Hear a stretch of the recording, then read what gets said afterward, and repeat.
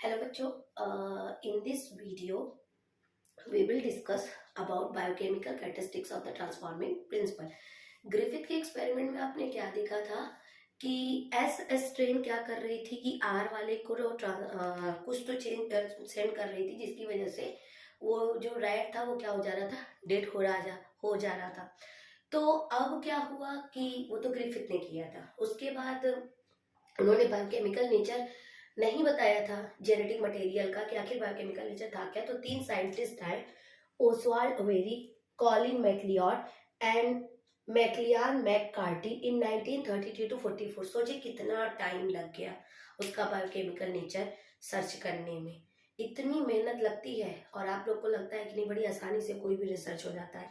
सारे साइंटिस्ट ने मिल करके, जो ओसवाल्ड थे उनके सारे को वर्कर थे, मिल करके बायोकेमिकल कैरेक्टरिस्टिक निकालने के लिए क्या किया कि जो एस स्ट्रेन वाला आपका वो था, बैक्टीरिया का जो एस स्ट्रेन था, उसको उन्होंने डिफरेंट टाइप के एंजाइम्स के साथ एक्सपेरिमेंट कराया। लास्ट में तब वो प्रूफ हो पाया कि DNA is the genetic material. Okay wait. Okay बच्चों, दिस इज द एक एक्सपेरिमेंट जो ओसवाल्ड और उनके कोवर्कर ने मिलकर के किया था। DNA is the genetic material कैसे मान लेंगे। अभी देखिए ग्रिफिथ ने तो बस बता दिया कि कुछ तो है जो एस से आर में ट्रांसफर हो रही थी।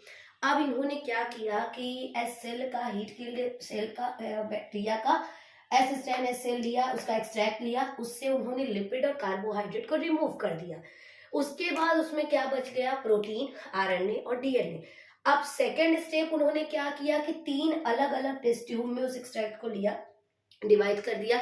अभी देखिए ये यहाँ पर है, ये उसके बाद देखिए इस तरीके से उसमें उन्होंने क्या किया, वन बाय वन एंजाइम उसके अंदर ऐड किया। जैसे एंजाइम ऐड करना, एज का जब एंजाइम कुछ लगाते हैं तो वो उसको ब्रेक डाउन कर देता है, उसको डिस्ट्रॉय कर देता है। पहले वाले में ऐड प्रोटीनेसेस, मतलब प्रोटीन डाला तो नो प्रोटीन, अब प्रोटीन इससे खत्म हो गया बट इसके अंदर भी आरएनए एंड डीएनए भी बचा होगा।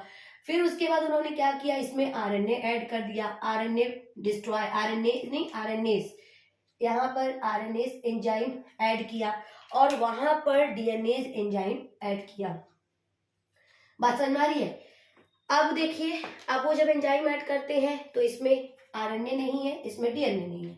अब क्या करते हैं कि जो बचा हुआ अब उनका एक्सट्रैक्ट बच गया है, उसमें उन्होंने क्या किया, दूसरे एक सेल बीकर में लेकर के बाद ऐड आर सेल जो लिविंग आर सेल थी उसको जब इसमें ऐड करते हैं तो वो देखते हैं कि जो एस सेल की एक्सट्रैक्ट थी, एस सेल अपीयर है, मतलब अभी भी एस सेल है, कोई इफेक्ट नहीं पड़ा एस सेल के ऊपर प्रोटीन रिमूव करने के बाद। फिर क्या करते हैं, फिर वो दूसरे वाले में जिसमें आरएनए नहीं है वहां पर वो क्या ऐड कर देते हैं, आर सेल ऐड करते, देखते हैं एस सेल अभी भी अपीयर है, कोई इफेक्ट नहीं पड़ा। आरएनए अगर जेनेटिक मटेरियल होता तो एस सेल तो दिखता नहीं। फिर लास्ट में उन्होंने जब डीएनए, यहाँ डीएनए हो गया, यहाँ पर जब आर सेल वो डालते हैं तो देखते हैं कि है यहाँ तो एस सेल ही नहीं है, मतलब एस सेल नहीं बना। इससे वो कंक्लूजन निकालते हैं कि DNA is the genetic material. क्यों? क्योंकि प्रोटीन हटा के देखा, आरएनए भी करके देख लिया तो इस पे कोई इफेक्ट नहीं पड़ा, एस सेल इसमें भी अपीयर है, एस सेल आपका उधर भी अपीयर है, लास्ट वाले में खाली आपका अपीयर नहीं हुआ। इससे क्या प्रूफ निकला, transformation can not unless DNA present, therefore DNA must be the hereditary material. अगर डीएनए नहीं है तो ट्रांसफॉर्मेशन नहीं होगी। तो इस तरह प्रूफ किया उन्होंने ओसवाल्ड ने, DNA is the genetic material. बात समझ में आ रही है? एक बार फिर से रिवाइज करा देती हूँ। देखिए क्या किया था सबसे पहले। अब देखिए बेटा, बोर्ड एग्जाम में आप के लिए इजी है, बहुत ज्यादा थ्योरी लिखने की, बहुत ज्यादा थ्योरी पढ़ने की जरूरत नहीं। अगर आपको एग्जाम में लिखने में दिक्कत हो रही कि हम कैसे पढ़ें, प्रेशर बहुत ज्यादा है, एग्जाम हमारे सर पे आ गया है, तो उसके लिए आपको सिर्फ एक एक एक्सपेरिमेंट को लिखिए, उसके बाद इसके डायग्राम ड्रॉ करिए, उसके बाद नीचे वन बाई वन स्टेप्स को आप लिखते जा सकते हैं। बहुत अगर आप थ्योरी में उलझे रहेंगे तो बोर्ड एग्जाम में लिखना आपके लिए टफ हो जाएगा। सिर्फ आप इसमें एक चीज देखेंगे, हम क्या करवा रहे थे कि जो अभी उन्होंने एस सेल से आर सेल अपने में चेंज कर ले रहा था, रोटेट हो रहा था, वही यहाँ उन्होंने कराया। कैसे कराया, एस सेल लिया, एक्सट्रैक्ट लिया, उसमें सबसे पहले लिपिड और कार्बोहाइड्रेट को रिमूव कर दिया, फिर 3 टेस्ट ट्यूब में जो एक्सट्रैक्ट था उसको डाला।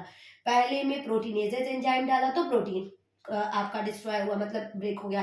दूसरे में आरएनएज डाल दिया तो आरएनए चला गया। तीसरे में डीएनए डाल दिया तो मतलब डीएनए आपका डिस्ट्रॉय हो गया। अब वो आर सेल ऐड करना स्टार्ट करेंगे।